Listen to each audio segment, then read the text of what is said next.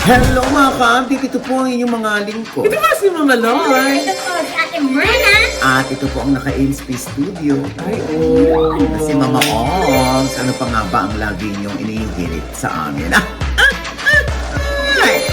Ichika mo na dali. La la la la la la la la. Ichichika na namin dali. Diba? Tapos ang usapan, back up na. Ha? Hindi pa po Hindi. yan. Kasimula pa lang Kakasimula pa lang Oo. ba? Kasi Ikaw talaga? akala ko kasi hindi atin yung West Philippine Sea. Ay! Ha? Kasi may mga Chinador. Ay! Chinador. Ay, yun na ba yung bagong tawag? Oh, Chinador. Oh. Yung mga kampi sa China at Oh. ewan ko ba? Sabi nila wag na tayo magpolitika. Ha? O di wag na. Ha? Madali kaming kausap. Basta anti ng West Philippine Sea. Charot. Yes. Anyway, Oo. naku, ito na nga, mamaloy. Oh, ano yun, Nay? Hindi mo kakayanin. Yung isa nagmamakaawa ng trabaho. Oh. Bigyan daw siya ng trabaho, kaya nga nagpo-propose na siya. Magaling naman daw siya. Sino yan? At yung isa naman, may bago na raw jowa. Sino? Beauty queen. Daho! Sino ba yan, kuya? And with that, mga kaibigan, Kuya! Teka lang, kakasimula Teka lang lang. eh. sorry. Oh, eto na nga, mamaloy. Oh. Ay, yung isa, nangihingi ng trabaho. Sino yan, Nay? Ay, alam naman ng lahat yan kasi nalabas naman yan eh. Si Tuesday Vargas. Oo. Oo. Kasi nga nagpo-post si Tuesday Vargas na yung mga friends, yung mga writers, directors, Oo. na ano daw, pwede daw siyang kunin at ginagalingan naman daw niya ang kanyang work, Oo. di ba? Kaso nga lang, yung iba Nay, binabash siya. Na Bakit? bakit daw kinakailangan niyang gawin yon? Laos na daw ba siya? Bakit kailangan magmakaawa for project? O, sinagot niya yun. Ay, oo, Nay. Oh, Eto ang na yung sabi niya, oh. Masa. Sa mga nagsasabi po na, ano ba yan? Nakakahiya ka? Naghahanap ka na ng work sa followers mo? Laos ka na ba? Please lang po. Maayos naman akong nagpo-promote ng aking services at wala naman akong tinatapakan na tao. Kaya wag naman kayong ganyan. May ipon naman ako pero nanay po ako at gusto kong may tuloy-tuloy akong pangbuhay sa pamilya ko dahil nga nawalan ako ng show. Ganun sa showbiz. Minsan mabilis ang turnover at walang warning. So kung wala naman kayong alam sa buhay ko at di naman kayo nag-aambag ng pangbayad ng bills ko, sabi nga ni Bretman Rock, don't effing tell me what to do, B. Sa mga hustlers and breadwinners of the world, huwag tayo mahiya to ask for help para sa pamilya natin. Pagtatrabahuhan mo naman, hindi mo naman iaasa, di ba? Oo. Kung mabait ka at masipag, taas noo mong harapin ang lahat. Respect the hustle, guys. Huwag naman kayong nega. Yun lang po. Well, at least honest si Tuesday na nangihingi siya dahil Yes. wala siya. Saka totoo naman yung sinabi niya, sa showbiz, hindi araw-araw Pasko. Correct. Diba, Oo. Nay? Ako natutuwa ko kay Tuesday kasi alam mo yun, nagla-live selling, nagbebenta ng mga damit. Yes. Parang halos ukay-ukay na nga, hindi ba? Mm. Para lang may maipantawid. Oo. Yes. Hindi rin naman natin ito dapat na nililibak. At hindi porke artista, lahat mayaman. Totoo. Oo. Yung iba kasi talaga, alam mo yun, pinag-aabot lang yung dulo para maitawid lang pang araw-araw.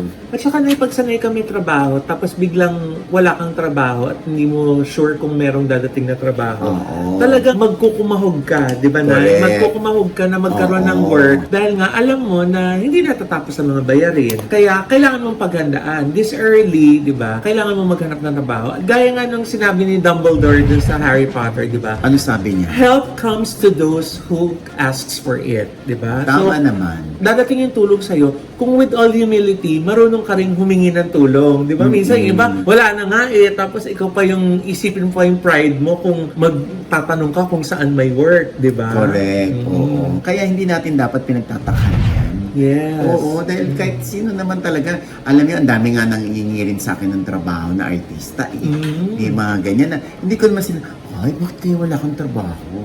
Di ba? Minsan kasi, alam mo, meron ding mga artista, no, na kaya hindi nabibigyan ng trabaho kasi may attitude. Oh. May attitude sa set. Ayaw nila ng mga mareklamo.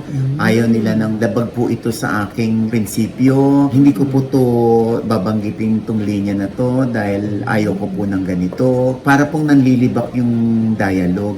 Mga ganyan. Siyempre, yung ayaw mong banggitin, o sige, last mo na to.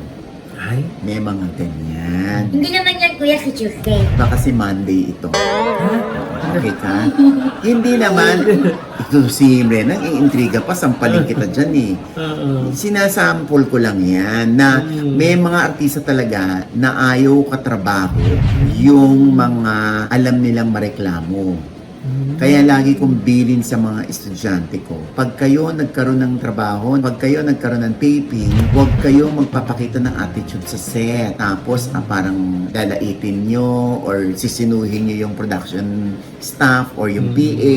Kasi yung PA na yan, nagsisimula bilang PA yan, lalaki yan, magiging ano yan, production manager, executive Correct. producer, Correct. magiging business unit head. Dahil hindi kayo nila makakalimutan. Tama. Habang hindi kayo nila nakakalimutan, dahil mamatay na ako, hindi ko yan bibigyan ng trabaho dahil hindi ko makalimutan yung ginawa niya nung araw sa akin nung PA pa ako. May mga ganyan. Dapat very ma-PR din tayo. Tsaka Tama. dapat naiintindihan ng mga artista na gumagalaw din naman yung mga production people. Napapagod din sila. Pare-pareho sila napapagod. Tama. Oo, ganyan. Kaya sabihin natin sa showbiz na hindi habang buhay nasa taas ka. Correct. Diba? Oo. Ang lobo, kahit gano'ng katayog ang lipad, bababa at bababa din yan. Saka tandaan ninyo, ang tinatanggap lang nating lumaki ulo na artista ay yung mga sikat. Di pa sikat malaki na ulo, mas nakakabuisit yun. Oo. Pero ang dami natin mga kilala na malalaking artista pero hanggang ngayon napaka-humble, Humble, no? Oo. napaka-maalaga sa mga Correct. staff, Sa diba? mga co-actors niyan, di ba? Oo. Alam mo, isa na dyan, na maipupuri ko dyan, si Gerald Anderson. Oh. Mabait sa set. At saka matulungin sa mga nangangailangan na production people. Oh. Oo. Ayun nga lang mga hindi niya kilala, nililigtas niya eh. What more Yes. siguro yung mga nakakatrabaho niya. Yes, diba? oo. Tsaka mapagdala ng pagkain yan. Ah, talaga? Oo. Oo, yan si Gerald. Kasi 2 beses ko nang nakasama yan sa teleserye. Sa Jezebel tsaka sa Nathaniel. Mabait, consistent. Oh, ako din naka-work ko si Gerald. Mabait. Eh, kuya, teka muna. Bakit? Total, si Gerald nga rin naman ang pinag-uusapan eh. Oh, Totoo ba yung bali-balita? na ano? Ha? Na si Gerald na daw at saka yung isang beauty queen. Parang may sighting nga, Nay, na magkasama daw sila ni Liana Marie Aduana, yung beauty queen. Na magkasama daw sila dun sa airport, nakita sila, pati Oh. dun sa Cebu. Oh. Pero yun nga, sinasabi naman ng iba na pero sila na-invite dun sa event doon. Ay! Kuya, yun! Talaka! Ay! Nasaan? Nakakalo. Yung talagang hindi naman nila nakikita sa camera, pero tinataas natin yung paa natin. Hindi. Mararamdaman nila tinaas natin ang paa. Grabe ka, Brenda. Ano ibig ko sabihin? Nangi-etchos lang si Mamaloy. Oo nga. Hindi, oo. Ikaw ah. Alam mo, yan din na narinig ko, na madalas Oo. makita si Gerald tsaka si Iliana. Magkita? Oo. Oo. Oo, yan din nabalitaan natin. Pero syempre, sino naman tayo? Baka magkaibigan lang naman yung dalawa. Ay! Ayan na naman yung Ay, nasaan? Talon! Talon! Siya po ang palaka. Hindi. Yun, dapat linawin din na yun ni Gerald Anderson. Oo. Baka nga nililigawan pa lamang niya ito. Pero yung mga ganyan mo na, parang may alam ka eh. Gaga, yun lang naman na ano ko, na balitaan ko. Talaga ba? Bakit naman napilit kayo? Hindi ko naman alam. Gusto niyo sabihin ko sila na, pero wala naman silang pag-amin. Kaya mahadera ba ako? Mauuna pa ako sa kanila. Kaya sila yung involved, hindi naman ako. Ay, naku kuya, baka sa presidong paliwanag. Ah. Galing kasi siya doon.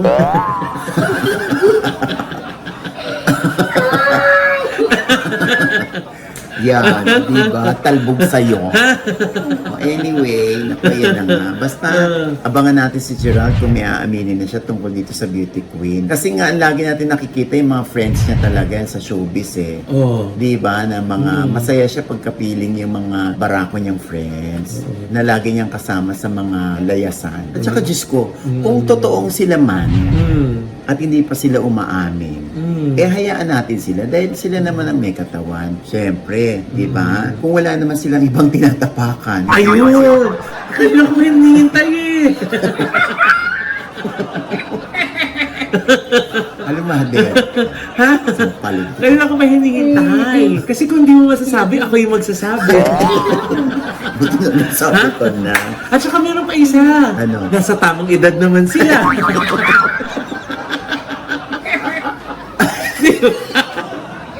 Di ba?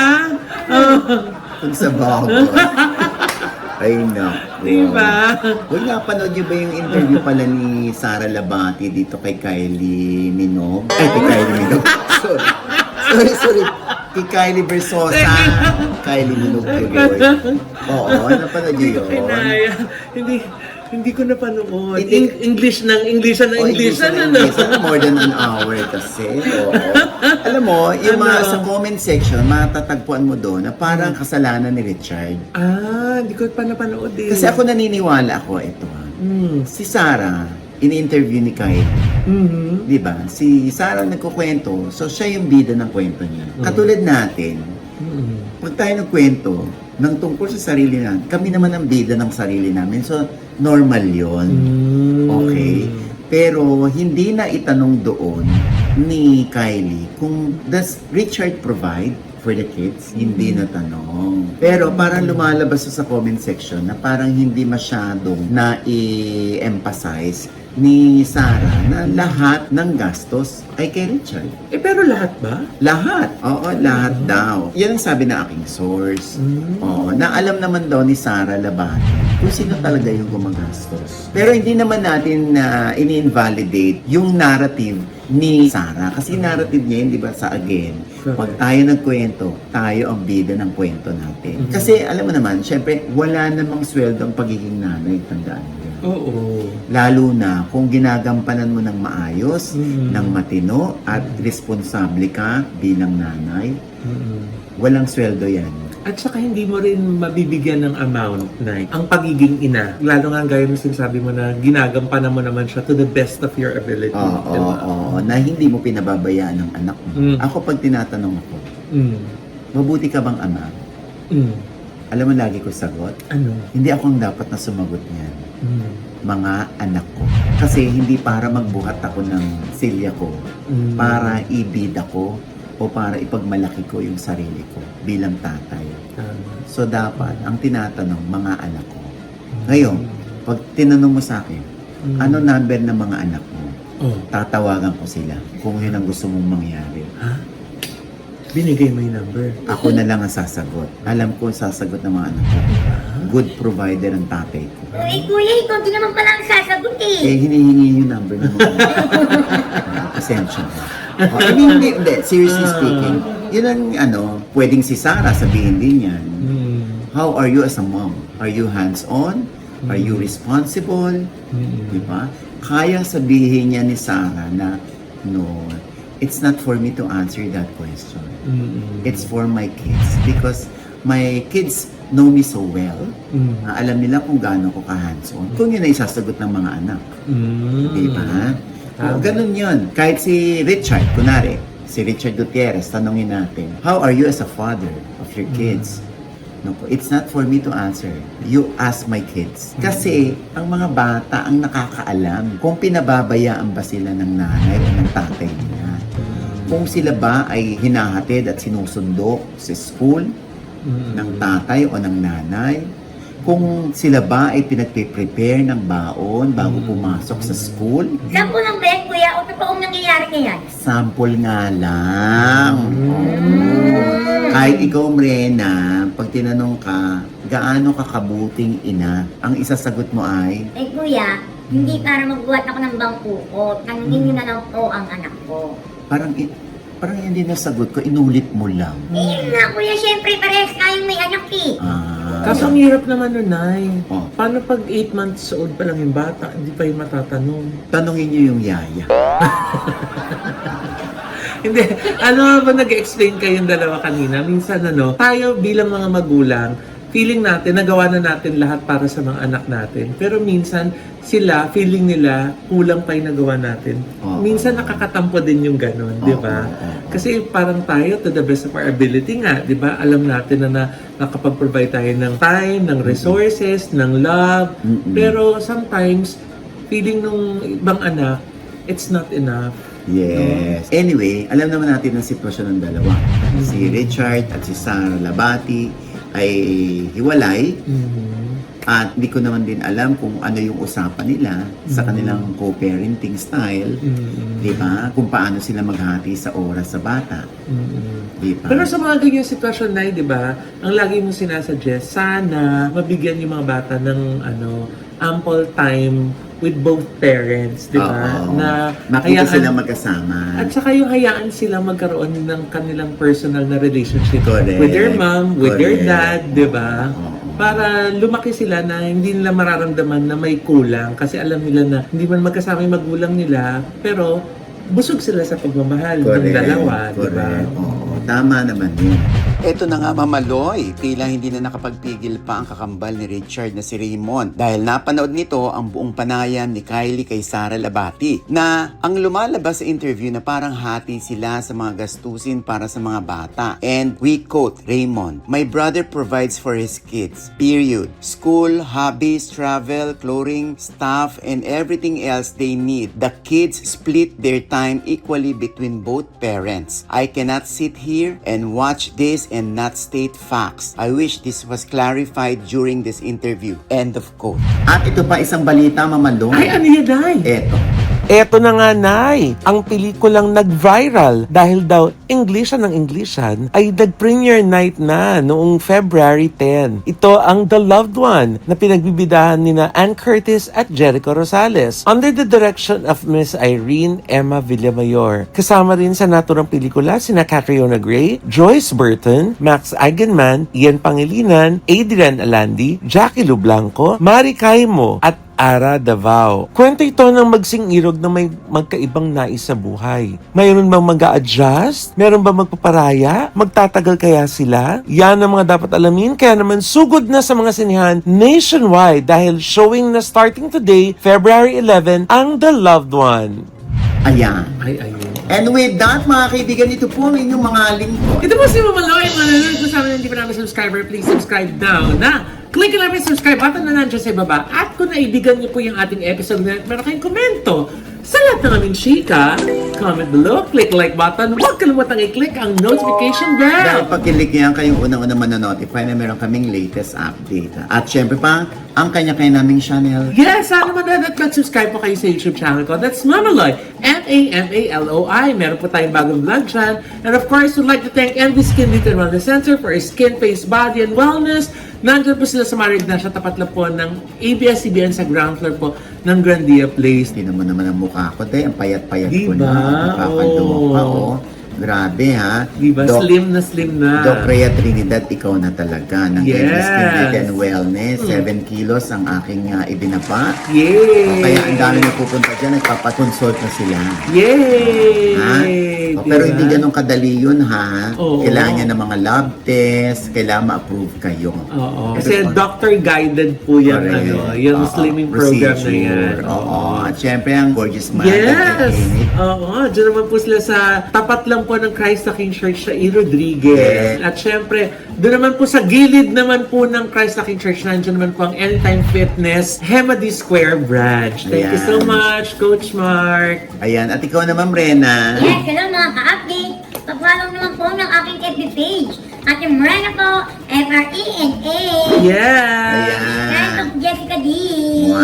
Yes. Ayan. At syempre pa, oy, naku ha, kung magagawi kayo sa Tagaytay ha, at gusto nyo mag-staycation doon, baka type nyong i-consider ang Las Casa Mirason. Yes. Ha? Ayan po ang number ha. Si Mama Loy ang nag-design ng Sana po maibigan nyo. Oo. Yes. Dahil ginawa nating lahat ng sulok Instagrammable. Di ba? Yes, malapit pa yan sa Starbucks, sa Leslie, sa Balita Correct. po. At syempre, malapit dyan, kung gusto niyo naman mga sizzling food, ayan, dyan naman kayo sa Lala V. Yan. Oh, ayan. Excited na ako pumunta dyan. Oo, inaano ka ni Tita Vivian na Tagutin, oo, ang may-ari niyan, si Tita V, Na? na pumunta ka dyan. Ay, Mama halika Loy. na ngayon yan. Ay, gagaw. Ay, Yes naman o. Darling, 210 na, nakakaloko. Ano ba yan? Oo. Di ba? Sa susunod na, nandiyan lang okay. naman sa mahogany yan. Okay. Ang Lalavi, yan yung sizzling plate nila na hindi lasang sunuko. Diba? Diba? Amazing. Yes. Oy, maraming salamat sa Rosario. Meron sila sa Tagaytay. Meron na din sila sa Gateway 2. Wow. Yan, Rosario. Ang pamanang panlasa. Lutong bahay na masarap. Try nyo dyan. Ko rin yan. Try nyo dyan ng Rosario. Yes. Oo, ha? At syempre, kape, kuperoti. Oy. Dyan sa Murato at sa Katipunan. Ang may pinakamasarap na coffee ban, Yes. ang kanilang siomai, Yes. at ang kanilang mga Kaya toast. meron pang mga 5-spice chicken, Wow. laksa, Ay, marami. ang sarap ng laksa. Hainanese, ay nako, masarap. Try nyo dyan, ha? At syempre pa, ang aking panayam pa rin kay Ma'am Charo Santos Yes. at kay Tita Boots Anson Roa Rodrigo. Ayan, sa kanilang full of wisdom na mga Totoo. pahayag. Oo, Panoorin ha? niyo po. Ayan, sa OG Diaz Inspires. Inspires. At syempre pa, ito pa rin po yung lingkod, Papa Osin OG Diaz, na laging nagsasabi, nagpapaalala sa inyo na sa tuwing gigising po tayo tuwing umaga, huwag na huwag po tayong makakalimot na magpasalamat sa Panginoon. Dahil tayo kanyang ginising, ibig sabihin, may mission pa rin po tayo sa buhay. Sabay sabing, Every kissing is a blessing. at ano pa nga bang lagi yung inihirit sa amin? Ichika mo na, dali. La la la la la la la la. Ichika mo na, dali. Isa pa. La la la la la la la la. Ichika mo na, dali. Charles Di Buena, nakakasabay sa atin, ha? Oo, diba? Oo, iba nasa likod, may sariling ganun eh. Palaka, palaka. Ah, bakit? Oo. Ini-etchos mo lang si Mrena. Ah, nahalata? Ano yan? Ba't Diba? nahalata? Dahil dyan, Mrena, parusahan mo siya. Kaya nga eh. Nakapalok Ano lang si yan? Mrena. Oo, hindi. Ay, teka lang. Teka lang. Ang laki ng balls. Ay, hindi! Ano ka ba Grabe. next na rin na ano? Kababaeng tao. Huy! Laki ng balls.